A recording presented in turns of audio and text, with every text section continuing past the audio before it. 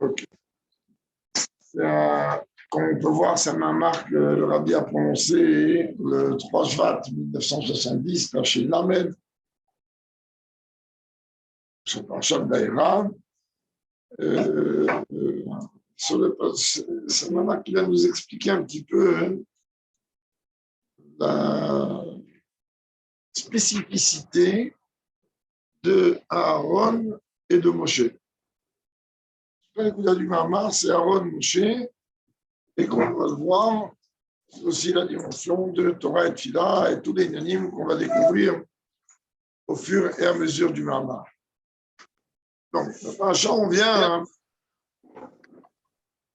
vient me dire que voilà que Dieu envoie Aaron et Moshe aller libérer le peuple juif, donc d'Égypte.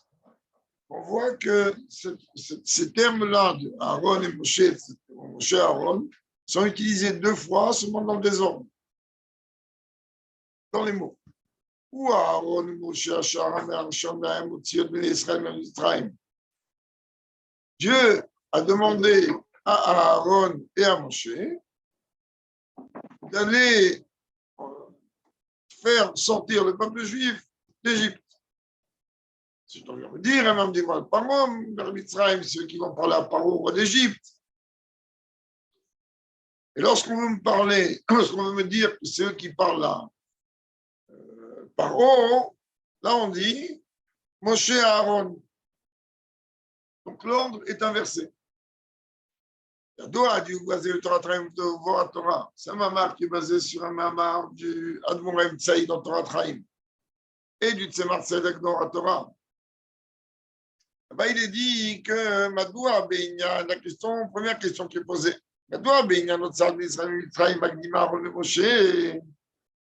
pourquoi, lorsque la Torah vient relater l'ordre de Dieu d'aller, qui doivent faire sortir le peuple juif d'Égypte, là, on précède Aaron à Moshe, Binyan a dit pour les parents, on a dit Moshe Aaron. Et dans le sujet de parler à Paro, on précède Moshe à Aaron. Comme on voit, les deux phrases ont été amenées plus haut. Autre chose. A priori, même si on veut marquer une différence entre l'action d'aller libérer le peuple juif d'Égypte et celle de s'adresser à Paro, alors ça devrait être normalement l'inverse. Pourquoi? Si déjà on doit parler d'une action face au peuple juif, face au Béné Israël, plus important, c'est Moshe Rabbeinu, c'est lui qui vient libérer.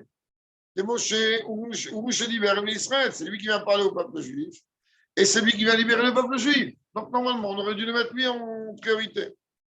Connaît Aaron parce que même à Aaron, Moshe il a parlé. Dieu il n'a pas parlé à Aaron. Dieu il a parlé à Moshe pour que Moshe explique à Aaron qu'est-ce qu'il y a à faire ici, et ensuite il va parler au peuple juif. Moshe, te le fait, ça va aller plus loin. Hein. Moshe qui met le Torah Misnaim, Sarah Israël. C'est Moshe qui a reçu la Torah du Sinaï et qui l'a transmise au peuple juif. Et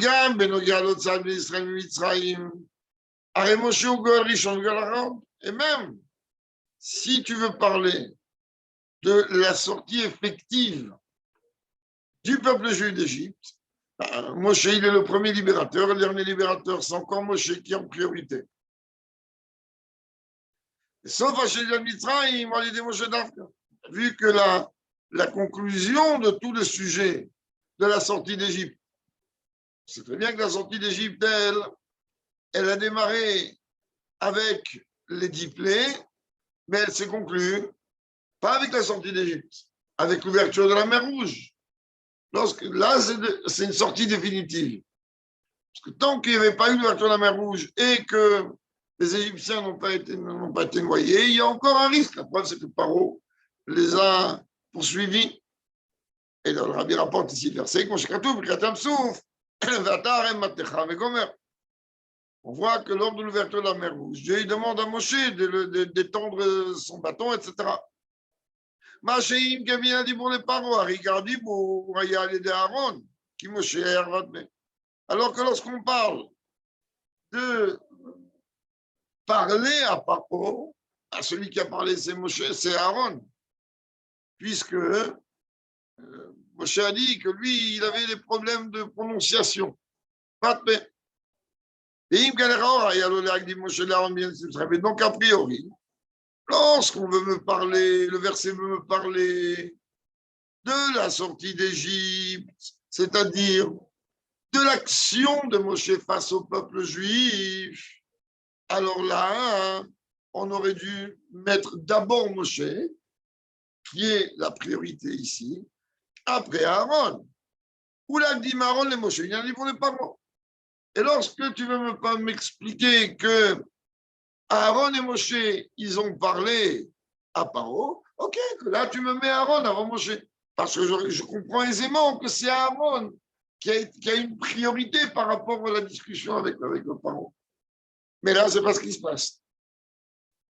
Là, lorsque tu me parles de faire sortir le peuple juif d'Égypte, tu me dis où Aaron ou Moshe à Shamarim au Tzion des Israël. Tu mets Aaron avant Moshe. Et lorsque tu me parles du fait qu'ils ont été s'adresser à Paro, tu me dis où Moshe va Aaron. Tu donnes une priorité à Moshe face à Aaron. Ça, c'est les premières questions. Et voici.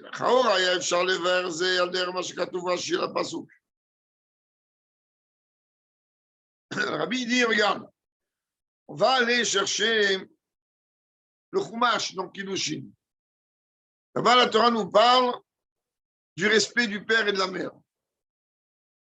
Ish, Imo, Ve'aviv, Tiraou. Ensuite, c'est marqué, mais le Ikar, la suite n'est pas nécessaire ici. Il est écrit, un homme, il doit craindre sa mère et son père. Car, Rachid dit, voilà que par rapport à la crainte, la Torah a mis en premier lieu, donc a fait précéder l'ordre de craindre la mère face à la crainte du père. Pourquoi? On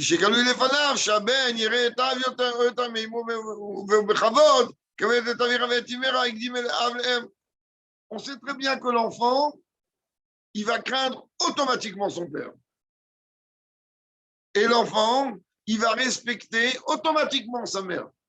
Donc, lorsque Dieu il donne un ordre, qu'est-ce qu'il dit? Tu craindras ta mère et ton père, donc il fait précéder ce qui n'est pas quelque chose de forcément inné chez nous. D'accord? La mère, on est beaucoup plus familier avec notre maman qu'avec le papa. Donc la crainte avec la maman, elle est beaucoup plus affectée. Alors que le respect, c'est-à-dire cette notion de proximité, elle est beaucoup plus avec la mère qu'avec le père. C'est pour ça que lorsque dans les 10 commandements, il me demande de respecter le père et la mère, qu'est-ce qu'il dit? Il fait d'abord passer le père. C'est ce qu'il dit Rachid là-bas. Et donc c'est pareil dans notre cas à nous. Donc en vérité, on voit que lorsque la Torah utilise des termes dans sa précision de langage, elle n'est pas en train de mettre un ordre pour mettre un ordre.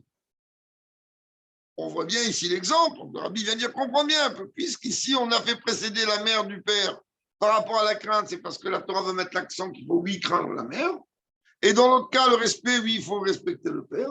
Donc, de la même manière, comprends maintenant que dans notre sujet à nous, le fait qu'il est écrit parfois Moshe avant Aaron et Aaron avant Moshe, c'est qu'il y a une raison. Ce n'est pas juste pour venir te dire, voilà, de toute façon, les deux, ils vont intervenir. Mais le fait que la Torah a interversé l'ordre, c'est qu'il y a une raison qu'on va essayer de comprendre. Et donc, dans notre cas, on peut dire dans notre cas,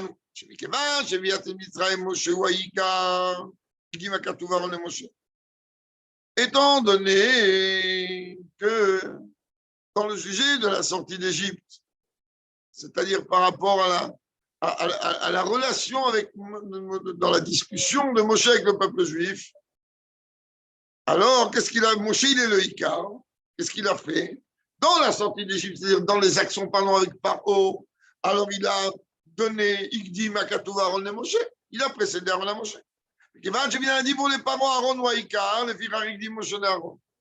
Et comme par rapport à Paro, le Icar c'était à Aaron, alors il a précédé Moshe. Ça veut dire, tu fais l'inverse. Tu n'arrêtes pas de me dire que pour l'Égypte, pour les Égyptiens, le Icar c'est Aaron. C'est lui qui va s'adresser à eux. Et là, tu me dis non, mais il a inversé. Pourquoi il a inversé? Parce que c'est logique que c'est Aaron, c'est lui qui va parler à Paro. Donc, je vais arriver tout de suite. Puisque c'est logique que c'est lui qui va parler à Paro, donc automatiquement, tu vas comprendre toi-même la valeur de Aaron face à la sortie d'Égypte, face aux Égyptiens, et donc tu risques de dénigrer quelque part le niveau de Moshe. Alors c'est pour ça qu'il a fait précéder Moshe à Aaron, et dans l'autre cas, Aaron à Moshe. Il va expliquer. Même Rabbi, il dit, ce qui est rapporté là-bas, Valbiur Zeyno Maspik, même ce qu'il vient de nous dire ici, c'est pas compréhensible. Pourquoi?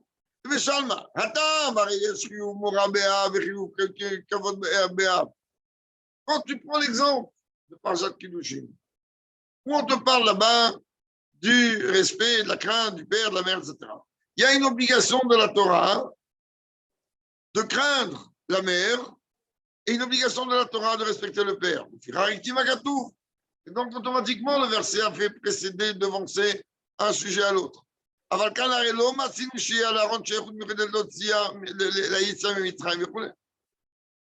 Mais là, on a vu qu'on a besoin à tout prix que Aaron, il ait une relation spécifique dans la sortie d'Égypte.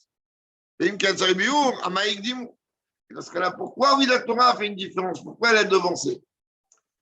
Bekitsour, ce qu'il veut me dire, c'est que lorsque la Torah elle est en train d'apporter deux personnages et les place dans un certain ordre, cet ordre-là, il est automatiquement quelque chose qui est préférentiel.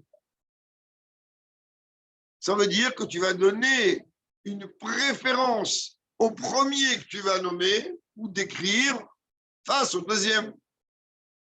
Là, on est un peu perturbé parce que on a deux versets dans la même paracha, quelques lignes après, où on est en train de nous dire une fois on fait précéder Moshe Aaron à Moshe, l'autre on fait précéder Moshe à Aaron. C'est-à-dire que on n'arrive pas à comprendre réellement en quoi il y avait cette nécessité d'inverser. Car Be'etzem, comme il va le dire tout de suite, les deux, ils ont intervenu par rapport à la sortie d'Égypte. Même si ce n'était pas la même relation. Le premier avait une relation directe avec le peuple juif, ça c'est Moshe. Le deuxième, pour des raisons techniques, il avait une relation avec Paro. C'est Aaron. Et quand même, on voit que il y a eu ce micmac, mais le Rabbi dit, mais malgré tout, tu ne peux pas venir me comparer l'exemple de la crainte du père et du kavod de la mère de Khoulou par rapport à ça, il n'y a aucune obligation. Les deux, de toute façon, ils ont le même rôle. Quand il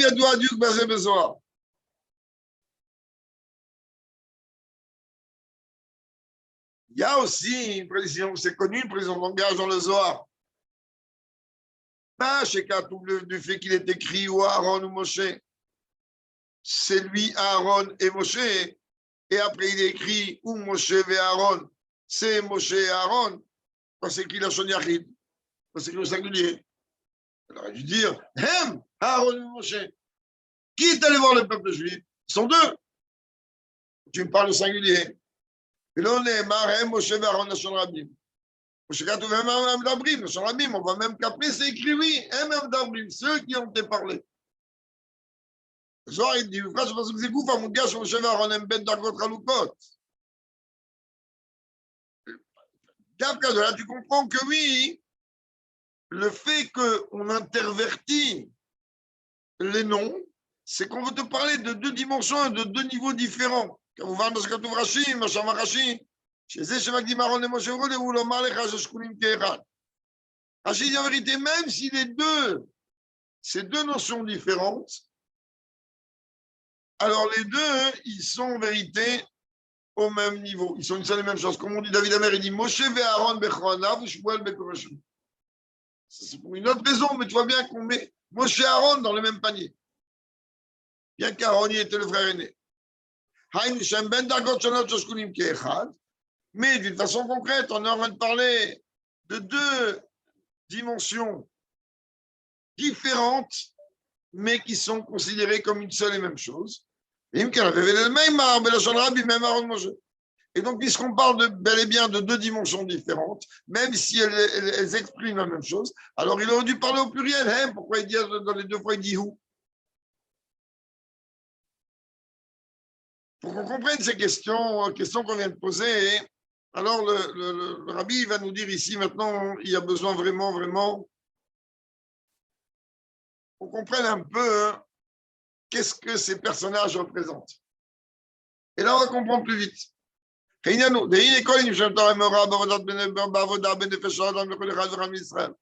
Savoir que tous les jeux de la Torah, ils sont en vérité un enseignement dans le service de Dieu de chacun d'entre nous. Il fera un clanique, surtout qu'on a parlé d'un sujet général, global, tel que la sortie d'Égypte, sur lequel la Torah me demande. C'est pas une histoire, la sortie d'Égypte. Chaque jour, chaque génération, et la Dmozakan, il précise. C'est pas seulement dans chaque génération, mais chaque jour, un homme, il doit se considérer comme lui-même sortir d'Égypte. Donc, en vérité, le sujet de la sortie d'Égypte, ce n'est pas stam une ékouda, c'est toute une avoda dans mon service de Dieu.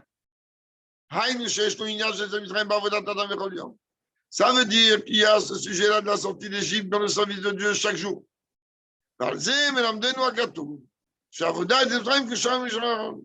Donc, on a compris qu'il y a, oui, ce sujet de la sortie d'Égypte dans le service de Dieu de chacun d'entre nous chaque jour. Et là, le verset, il vient m'apprendre que ce service de Dieu qui est lié avec la sortie d'Égypte, il a une relation directe avec deux personnages qui sont Moshe et Aaron. Basé Goufa, Yeshbet Pratim. Et là-dedans, il y a en vérité deux détails. Deux étapes ou deux détails. Ayetzia Mimitzraïm, il y a la sortie d'Égypte. Deux, Adibour les Paro. Le fait de parler à Paro. C'est deux dimensions, deux niveaux. Shebitsia Mimitzraïm, Aaron, ou Aïkar, Adibour les Paro, Moshe ou Aïkar. À la base, tu me laisses croire et sous-entendre, en fait, à l'envers, c'est que le Icar de la sortie d'Égypte, c'est-à-dire ce qui va permettre au peuple juif de sortir, le Icar, c'est Aaron, et le Icar vis-à-vis de Paro, c'est Moshe, comme on l'a vu plus haut. Comme c'est inversé, qu'on comprenne comment ça marche. Bira Inyan, l'explication est comme ça. Venez, on essaie de comprendre qu'est-ce que représente Moshe et Aaron dans le service de Dieu de chacun d'entre nous. Des Moshe Inyano, Wesagat Torah. Je ne sais pas compliqué. Torah, Siva, Lanu, Moshe. Donc Moshe, si je veux chercher le Moshe qui est en moi, alors je vais le trouver à travers ma façon de servir Dieu à travers l'étude de la Torah.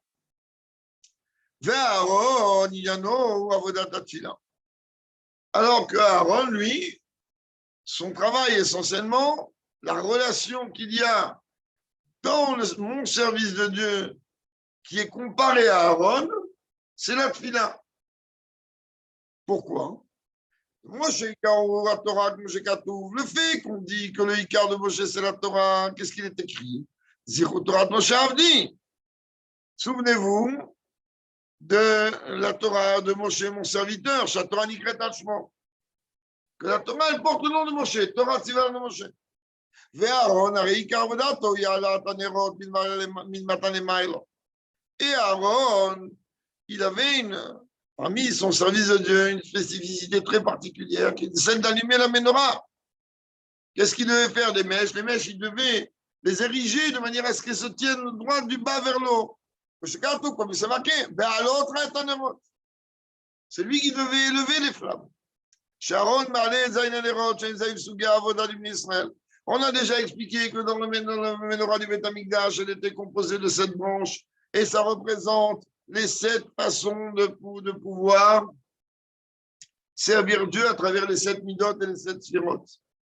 Et donc en vérité, Aaron, il est celui qui va permettre à chacun, suivant sa catégorie, de s'élever dans son service de Dieu à travers, entre autres, la tefila. La reine est d'ailleurs.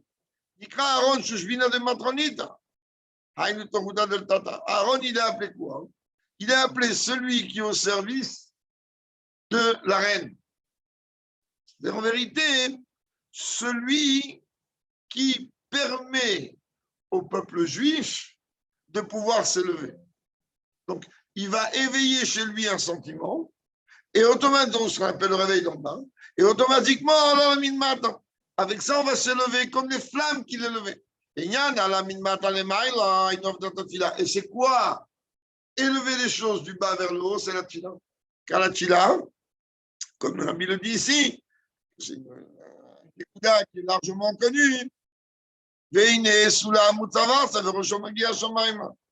La tfila est comparée à une échelle dont les pieds sont posés à terre et dont le sommet atteint les cieux. C'est pour ça que la tfila, elle se fait badringa. Elle se fait d'une façon progressive. On commence d'abord avec ce que des imras, les bras du matin, avec nous. Et après seulement, on arrive petit à petit jusqu'au moment de le niveau le plus haut, qui est le bras du schéma et le kratchma. Ensuite, comme on arrive au niveau encore plus haut, le summum, qui est la Hamida, qui est le bitul Kavdakamemare. Donc, puisque la tfila, elle, est comparée effectivement à une échelle du bas vers le haut, ben, tu vois bien que, encore une fois, dans tous les critères dans lesquels Aaron est comparé, eh ben, tu vois que c'est lié avec du navoda qui va du bas vers le haut. Alors que Moshe, c'est complètement le contraire. Alors maintenant qu'on a compris que Moshe, il représente la Torah et la dimension qui va du haut vers le bas, et que Aaron, il représente la tfila, ça représente la dimension qui va du bas vers le haut. Alors maintenant, on va avancer un peu plus. Et on va essayer de comprendre, beaucoup plus loin cette divergence le fait qu'on ça a été interverti. Le Ikar de la sortie d'Égypte, c'est quoi? C'est arriver à quoi? À l'aider Gilu Prinatanochi. C'est-à-dire, il y a une dimension de Dieu qui est en fait l'essence de Dieu qui doit être dévoilée. On l'a vu dans la paracha d'aujourd'hui. Dieu, il dit à Moshe, je ne me suis pas fait connaître chez Abraham, Yitzhak et Yaakov avec Yud Kevavke, qui, sous une certaine facette, représente un niveau de l'essence. Et comme on voit, il y a beaucoup plus haut, il y a le niveau de Anochi. Le niveau de Anochi, qui se traduit par je, c'est en vérité Ani, je, Chaf, Keter, c'est-à-dire je, mon niveau le plus haut. C'est ce niveau qui représente l'essence même de Dieu. Alors il y a d'abord Anochi, c'est-à-dire il y a d'abord l'essence. Ensuite il y a Avaye, il y a le niveau de Dieu le plus haut. Et après Eloker, ça descend dans les lois de la nature. Elohim, Torah et Rayutra. C'est dire à Mère Mitzrayim, qui devait sortir du pays d'Égypte. Chez Vigile, pourquoi? Parce que pour pouvoir sortir d'Égypte, il y a besoin d'amener dans le monde, de faire dévoiler dans le monde un niveau de Dieu qui est totalement au-delà de tout l'enchaînement des mondes.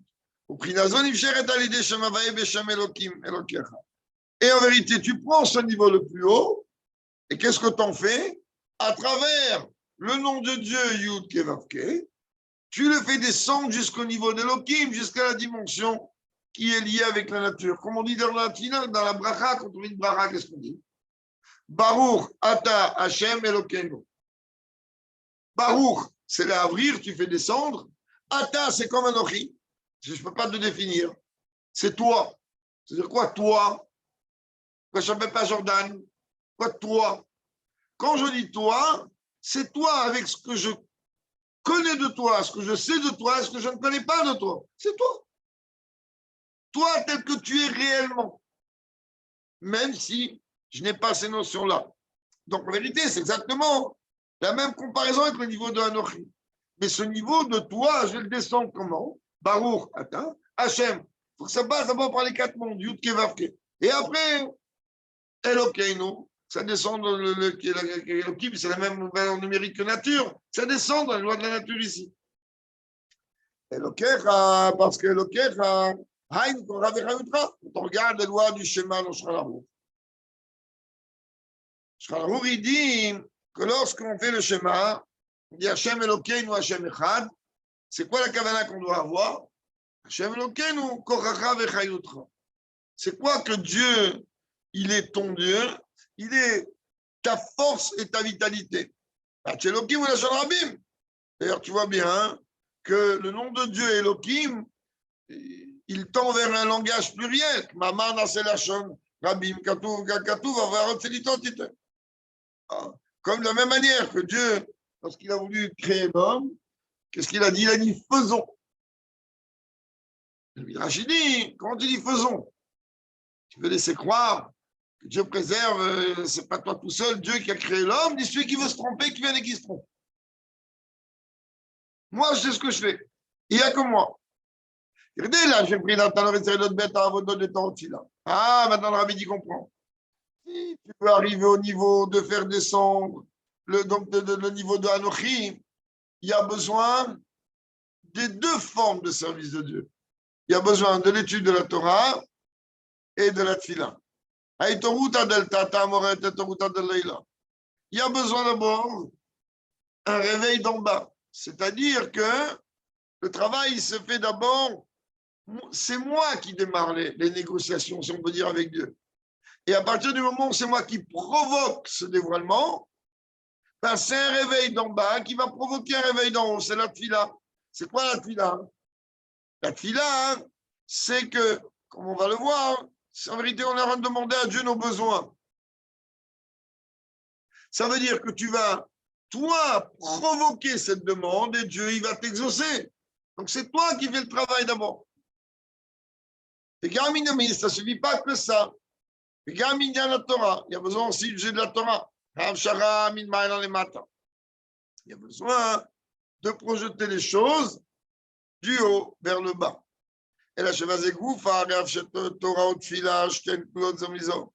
en vérité, mais comme dans la Torah, et d'ailleurs il le dit ici clair, pourquoi il y a les Gdusha Shem Kalout Zemizé? Que dans tous les sujets de Gdusha, il faut savoir que toutes les forces sont englobées l'une dans l'autre. Ceux qui ont fait un Yom Yom, et je pense que tout le monde fait un Yom Yom, on a vu un Yom Yom la semaine dernière qui paraît un peu bizarre. On devrait nous dire que lorsqu'il y a 2 juifs qui sont assis ensemble, alors c'est un combat de deux âmes divines contre une âme animale. Pourquoi? Chacun il a son âme animale, mon goy à moi, c'est pas ton goy à toi.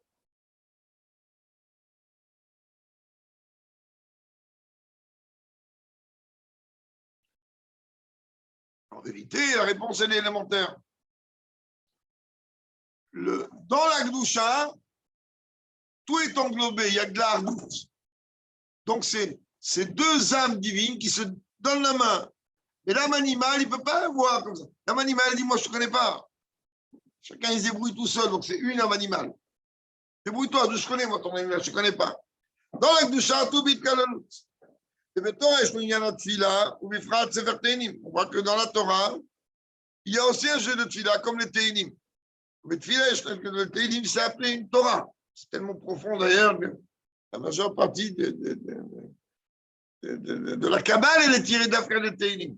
Celui qui arrive à décoder les Teinim, il a décodé 1 milliard de secrets. Le tefila, il y a une Torah.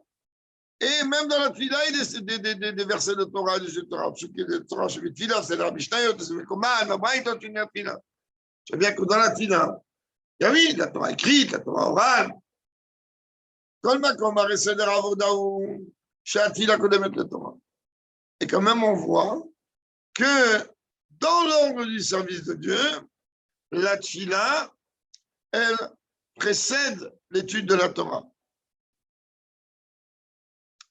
Alors, la question que toi, tu soulèves maintenant, c'est une question qui est vraie, mais il y a une réponse élémentaire. L'étude de la Torah que l'on fait avant la tefila, c'est pour que la tefila soit une tefila. Une achana à la tefila. Donc, à partir du moment où tu fais une préparation à quelque chose, c'est-à-dire qu'en vérité, l'étude que tu fais, elle s'appelle tefila. Et dans la tefila, tu as de la Torah. Donc, en vérité, tu pries. Mais tu te prépares à prier. Et comme il va le dire, tu regardes bien comment c'est marqué dans Shulchan Aruch. Mais Beta Knesset, le Beta Midrash. Shulchan Aruch dit de la maison de prière vers la maison d'études. C'est comme ça que ça marche normalement. Le Torah, on a vu. Psuk et Torah, je vais tirer la Mishnah, malgré cela, arrêter de Ravoda basé ou Shatfila qu'on met la Torah. On voit que malgré tout, oui, la tefila, elle précède la Torah. Chez Shlemut Torah, idavka bagmat tefila. Que quand est-ce que la Torah, mon étude de Torah, elle va trouver une plénitude lorsqu'elle est précédée de ma tefila. Kmama, Rava Binyamin Shtetila dit pour les mitot. Comme il est une Gemara dans Brachot, Binyamin dit que ma tefila, elle va être à proximité de mon lit. Ça veut dire quoi? Dès que je me lève, ça va directement à la tefila. Quand je me couche, je me couche sur la tefila, je me lève de la tefila. Et puis après, tu le vois bien même dans l'Al-Ra qu'on a cité tout à l'heure, le Rabbi la rapporte ici. On va d'abord de la maison de prière, après vers la maison d'études. Chatora, chez la tefila, il est maléot à ma tranche de la tefila. Le Rabbi t'a répondu. Il t'a dit car l'étude de la Torah, après la tefila, c'est une étude beaucoup plus grande que celle qu'il y a avant. Parce qu'avant, elle est englobée dans le lien de la tefila, car il y a une achana à la tefila. Et comme le jet de la tefila, on a dit quoi tout à l'heure? On a dit que la tefila, c'est un appel du bas vers le haut. Très bien. Mais le Icar, il est quoi? Que je demande? Le Icar, il est quoi? Que je fasse descendre les choses. C'est beau de dire, ouais, tiens, donne-moi, et à la fin, ça ne descend pas, qu'est-ce que j'ai gagné? Alors, la tefila, elle est l'appel du bas vers le haut. Et la Torah, que ça c'est le Icar, c'est ce qui permet en vérité que la chose, elle arrive du haut vers le bas, c'est le niveau de Moshe, comme on va le voir. C'est ça que étudier après la tefila, ne serait-ce qu'un peu, 10 minutes, un quart d'heure, quelque chose. 5 minutes, une halakha, quelque chose. Sfaradim, beaucoup de Sfaradim ont l'habitude, avant la fin de la tefila, de répéter une halakha. Beaucoup. Quand la shana il s'arrête. Pour ne pas faire trop de Torah Tzibour, alors ils disent une halakha courte. Nous, on dit le Sefer Mitzvot du Rambam. Après la tefila, c'est-à-dire qu'après la tefila, dans le public, qu'est-ce qu'on fait? On rappelle le Inyan d'Ayom Yom et de Rambam. Bien sûr. Et comment? Si ça compte pas, alors c'est quoi l'étude? On a, mais maintenant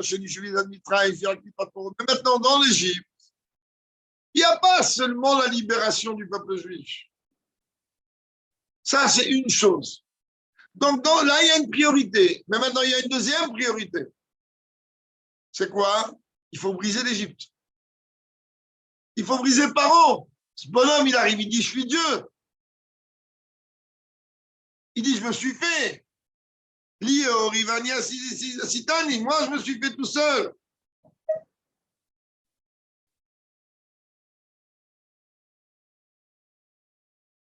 Je dirais qu'il pas de Paro. Le fait donc de briser Paro et pas seulement l'ignal de libérer les peuples juifs. Pour briser Paro, il faut amener les forces du haut vers le bas. Il faut amener les forces de Moshe Rabbeinu. Parce que Moshe Rabbeinu comparé à la Torah, ça dit du haut vers le bas.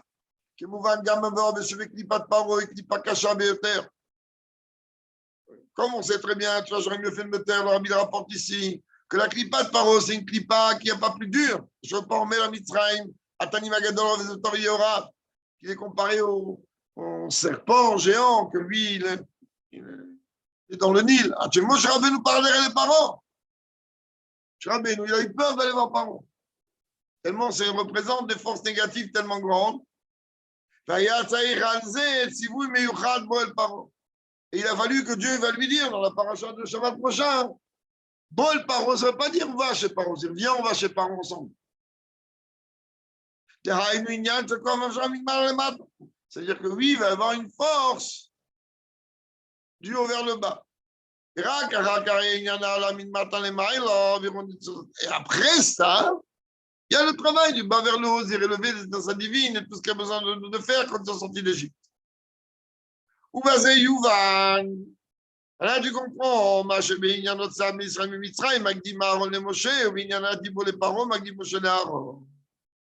tu comprends pourquoi que bien que ça a l'air inversé, tu t'aperçois que lorsqu'il parle du sujet de faire sortir le peuple juif d'Égypte, alors il fait précéder Aaron à Moshe, alors qu'en vérité, là, c'est Moshe qui doit s'adresser au peuple juif. Et lorsqu'on parle de Paro, il inverse, il donne une priorité à Moshe par rapport à Aaron. Qui binyan Géoula d'Israël a basé à Avodah d'Aaron que de mettre le Moshe. Parce que pour le sujet de la Géoula du peuple juif d'Égypte, alors on a besoin de quoi? De prier. On a besoin d'abord nous de demander. Donc c'est pour ça qu'il fait, même si c'est inversé a priori, par rapport sur une certaine facette, alors malgré tout, on a besoin d'Aaron et Moshe. Et quand on vient de dire, on a besoin d'abord de prier avant l'étude. Donc même si ça paraît complètement contradictoire et inversé, et il te dit, ben non, tu vois que c'est pas du tout inversé. Hachem Kabinyan a dit pour les parents, Magdi Moshe et Aaron.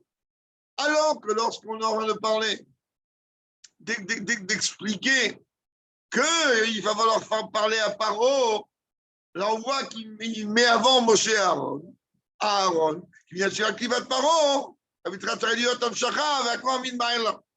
parce que pour Paro, il y a besoin d'abord d'une Amshacha, d'une force qui vient d'en haut vers le bas.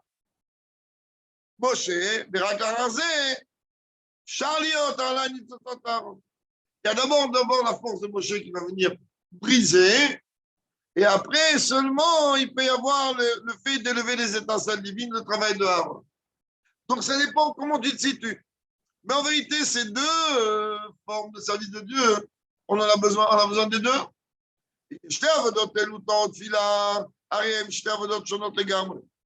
On a besoin des deux, bien qu'elles sont totalement antagonistes. C'est deux formes de service de Dieu totalement différentes. La tfila, c'est élever toute la matière, élever quand on demande à Dieu la parnassa, la santé. Donc tout ce qui est matériel, on va l'élever. C'est ici, l'accent il est mis d'Afka à travers les niveaux du bas. Surtout comme on sait très bien, comme le Rambam il écrit au début de l'Chot Tfila, que la Tfila elle est on donne nos besoins. Alors que la Torah, elle est du haut vers le bas. Chez Ikaraou, que l'Ikar de la Torah, c'est quoi? Chez Adam et Ilometziut Klal. l'étude de la Torah, elle te fait comprendre que toi, tu n'existes pas. Là, on vient te dire une chose simple, on y comprend. Le but dans ce monde, c'est une seule et unique chose. La Torah que Dieu t'a donnée. D'ailleurs, on a déjà expliqué maintes fois, s'il n'y avait pas, dit là-bas le verset, si vous n'allez pas accepter Torah, il n'y a pas besoin de monde. Il n'y a pas de Torah, pas besoin de monde. C'est ça que lorsqu'on arrive devant le Har Sinaï, Dieu dit, vous avez deux solutions. C'est vous recevez la Torah ou je détruis tout. Il n'y a plus de monde. Donc, il y a la vérité de la Torah, hein, il représente quelque chose de gigantesque. Il représente toute la raison d'être du juif. Bien qu'en vérité, on attend et on demande que le juif il puisse comprendre la Torah avec son intellect. Mon intellect, c'est de la viande. Mon intellect, il est matériel, il est limité. Malgré tout, quand un homme étudie la Torah, alors le monde qui est autour de lui, il n'existe pas. Pourquoi? Parce qu'au moment où tu lis la Torah, toi, tu t'investis dans la Torah de Dieu, car Dieu et sa Torah, c'est la même chose. Alors il est vrai, le Rabbi, il dit, que Moshe Aaron, d'une façon individuelle, représente deux niveaux différents. Un, la Torah, l'autre, la Tfila. Malgré tout, on voit que dans les deux cas, même qu'on a venu faire précéder l'un ou l'autre à l'un, on n'utilise pas un langage pluriel.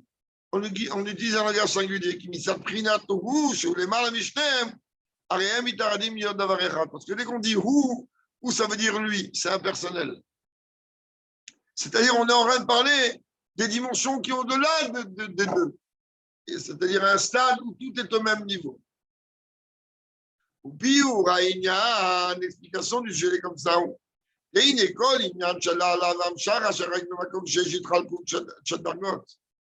qu'on est en train de parler de venir élever quelque chose ou de projeter quelque chose, c'est que là, tu es en train de parler qu'il y a deux niveaux. Il y a un niveau qui est en haut, je vais le faire descendre. Il y a un niveau qui est en bas, je vais l'élever. Même qui en vérité, avant même la contraction de la lumière de Dieu, il y a des choses qui sont concernées ou pas concernées. Et dès que tu dis, mais non, en vérité, ce niveau-là, il a une relation avec une autre dimension. C'est-à-dire quoi? Ah ouais, il est dans ce niveau-là et de lui va émaner une cause, un effet. Il y a plusieurs degrés. Ce degré-là, il va engendrer un autre degré. En vérité, les seules dimensions, les seuls niveaux dans lesquels il peut y avoir de différence, c'est uniquement quand on parle de l'expression de Dieu, c'est-à-dire la lumière ou le dévoilement. Ce niveau-là, il a une relation avec ce niveau. Ce niveau-là, il n'a pas une relation avec ce niveau. Et quand on est en train de parler de l'essence même de Dieu,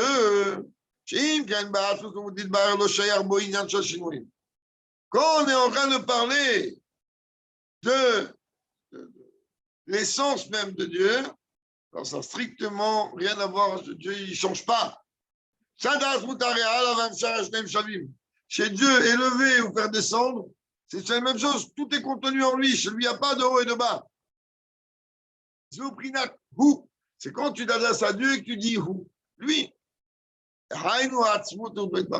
C'est l'essence même de Dieu, donc je ne peux pas le définir. Comme je dis toi, bien qu'il y ait une différence entre toi et lui. Quand on dit à Dieu, quand on s'adresse à Dieu et qu'on dit toi, c'est un niveau qui est autre. Quand je dis il est. Quand je dis il est, Rabbi, il en parle dans ce sujet-là ici. Quand je dis il est, je m'adresse à une tierce personne. Quand je dis toi, c'est un dialogue entre Dieu et moi. C'est différent. Bon, on ne va pas vous embrouiller la tête maintenant, mais ça fait partie des bases de Chassidoute qui est important d'apprendre. La précision du langage. Une, c'est une dimension d'une information que tu es en train d'une proclamation. Il est. Et l'autre, Ata, je m'adresse à lui. Le niveau de Ata, on a déjà expliqué maintes et maintes fois, c'est expliqué là-bas longuement chez Yehuda et Mouna. Le niveau de Ata, hein, c'est quoi? C'est Aleph Tav He. Dieu, il a créé le monde avec quoi? Dit 2000 ans avant la création du monde, il a créé la Torah. Avant la Torah, il a créé quoi? Les lettres de l'alphabet. On avait commencé il y a 2 semaines, le premier shiur sur la tête, on ne s'est pas fait hier. Les lettres de l'alphabet. Chaque lettre de l'alphabet, elle a une forme, une façon d'être prononcée et une valeur numérique. Ça a toute une raison d'être. C'est un shiur à part entière. Quand on dit à Dieu, Ata, c'est-à-dire moi, je ne suis pas capable de te définir, donc je t'appelle toi. C'est quoi Ata? Aleph Ata. Toi, tel que tu t'exprimes dans ta Torah, de A à Z, si on peut dire comme ça, avec le Ré, c'est les 5 manières avec lesquelles je prononce les lettres. C'est l'essence de Dieu telle qu'elle s'habille dans la Torah. Quand je vais lire les mots de Torah, prononcer les mots de Torah.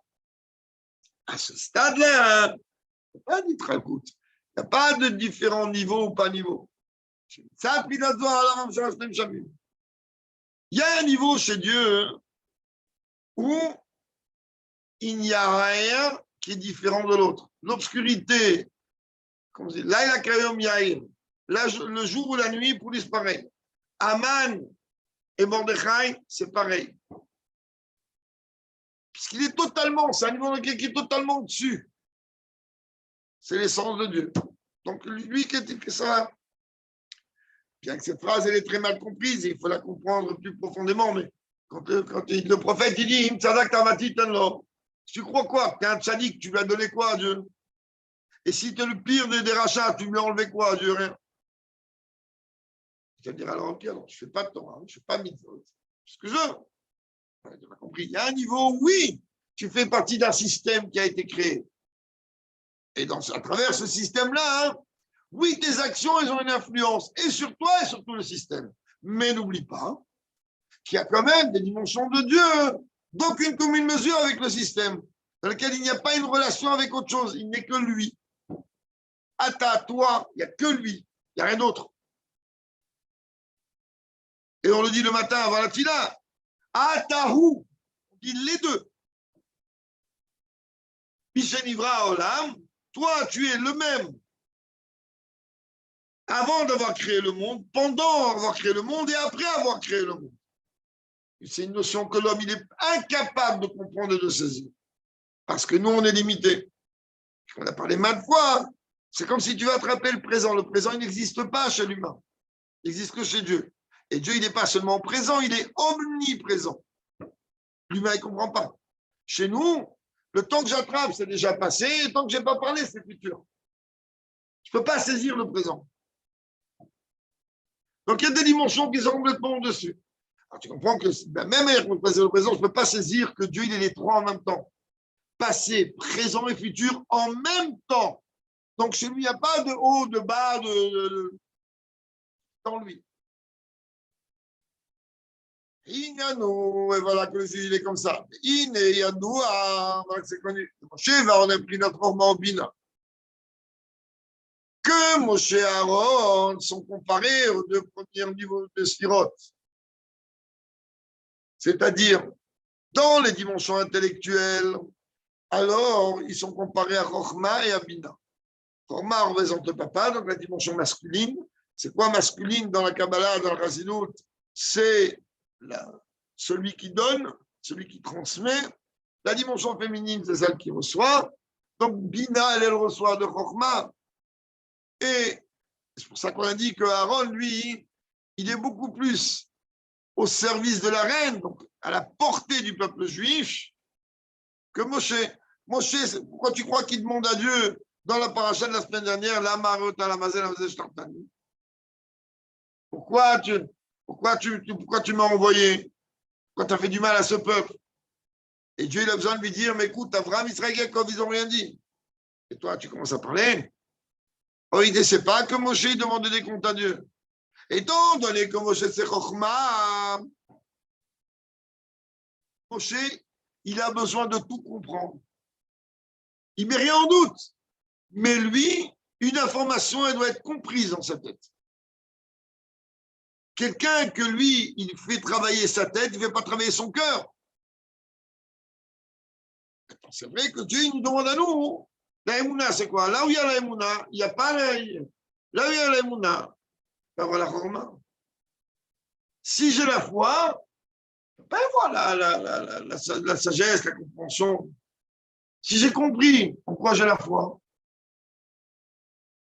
la foi, c'est quand on me dit vert et je vois rouge. Et je dis, le rouge que je vois, il est inexistant, c'est vert. T'es fou quoi? Je suis pas fou. Moi, je suis mamine comme ça.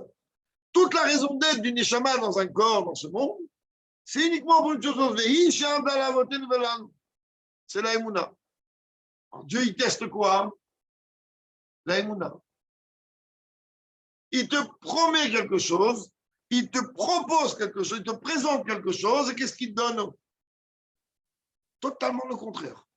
Et il a fait voir maintenant qu'est-ce que tu vas faire. Est-ce que tu vas, comme il a fait avec Abraham, le premier juif? Ah, vas-y, très bien, vas-y, je vais t'en donner de l'oseille, des trucs. Il arrive, il y a de la famine, un peu plus loin, on lui vole sa femme. Je vais te donner une descendance, je donne le gosse, bon, vas-y, monte-le en sacrifice. C'est ça, tester. C'est ça la Emouna. La Emouna, elle ne peut pas être là, elle ne peut pas être là. S'il y a une chose qui est logique, il n'y a pas d'Emouna, c'est logique. Et la dimension la plus grande par rapport à la logique, c'est quoi? C'est la Emouna en Mashiach. Tu crois que quoi? Dieu va nous donner maintenant logique qu'on va voir quand on vit la période de Mashiach. Il y a des milliards de textes qui montrent que depuis des années, on vit déjà les dernières millisecondes de Mashiach. Mais d'après la logique, quand on voit comment le monde il est en train de partir en cacahuète, on va dire, mais de quel Mashiach tu parles? De quoi Bichlal tu parles? Il va Ani ma'amin be'emuna shlema be'viat Mashiach. Pour ça, tu es venu dans ce monde. Tu n'es pas venu pour autre chose, tu es venu pour être ma'amin. Et pour être ma'amin, on va prendre ta logique, on va te la bousiller. Un juif, il vit au-delà de la logique, c'est ce qu'il a dit Dieu à Abraham. On revient dans le texte. Donc, Moshe, c'est Chokma, Aaron, c'est Bina. On les matériaux, ou si tu veux aller dans les dimensions des Sphirot, Netzar Veot. Moshe représente la dimension de la victoire et Aaron de la splendeur et du bitoul. Il n'y a que les deux, on dit Venachmouma, les deux, on dit on est quoi? Va t'amuser, et si tu veux voir encore une autre facette, c'est comme si tu vas dire les Simidot et Malchut. C'est-à-dire, dans tous les cas, qui te parlent ici, mais ici pour vous, peut-être ça ne vous parle pas réellement ce qu'on vient de dire. Dans tous les cas, il est venu expliquer comment on va Sphirot, il y a un qui donne et un qui reçoit. Moshe, il donne et Aaron, il reçoit.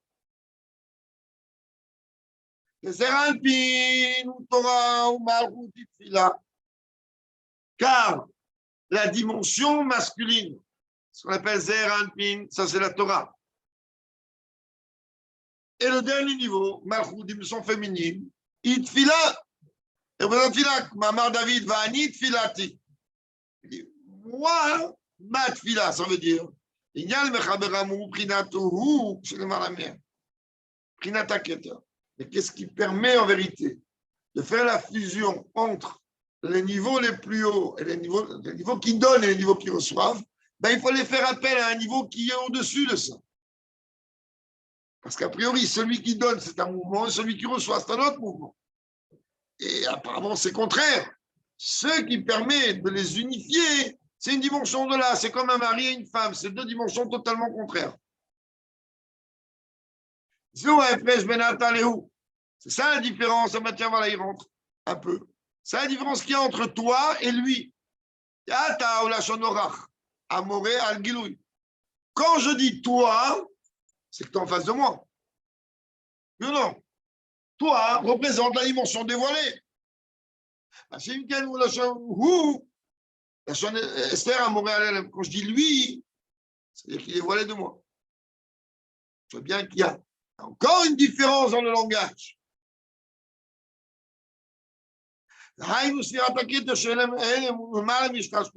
Donc il faut une dimension en vérité. Le hu, qui représente une dimension de lui, donc je ne peux pas saisir, qui est totalement caché, qui est au niveau de Keter.